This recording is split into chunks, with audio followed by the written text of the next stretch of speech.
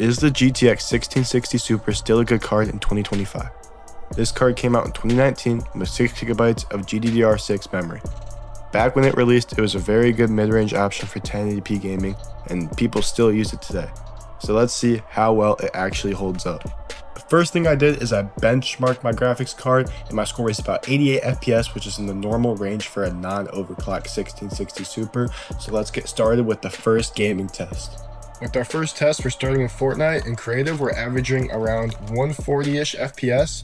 Latency is pretty good too, so it's working very great. This is in DX11 with pro settings, which is just basically all low with epic render distance.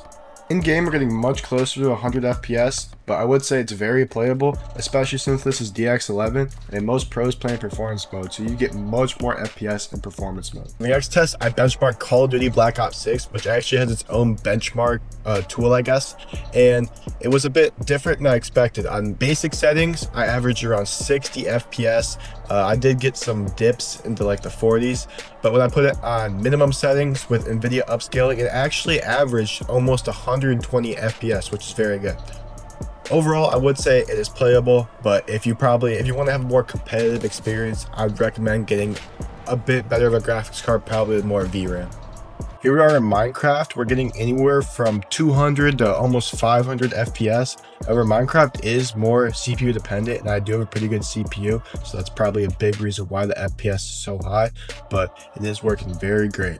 Alright, so we found out that the 1660 Super is actually pretty good in most games. It might struggle in a few newer AAA games, but in games that most people play, it works pretty well. However, why would you actually buy a 1660 Super compared to other GPUs? So I got my 1660 Super for $70 used, and I mean, I might be pretty good at finding deals, but for $70, it's pretty easy to find, and the only other GPUs that actually compete with it in that range is a RX 580 8GB and GTX 1070. So the 1070 is actually a bit better than the 1660 Super, but it's much harder to find, and most of them go for like 90 bucks. RX 580 goes for a very similar amount, sometimes cheaper, and it has 8GB of VRAM, which is much better, but it actually performs a lot worse than the GTX 1660 Super, like 20% to like maybe 40%, and it's bigger and it runs hotter. So overall, I think the 1660 Super is the most consistent and best option for that price range.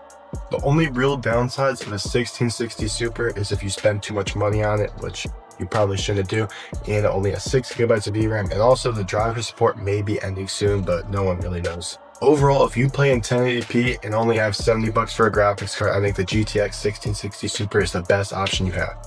So thanks for watching.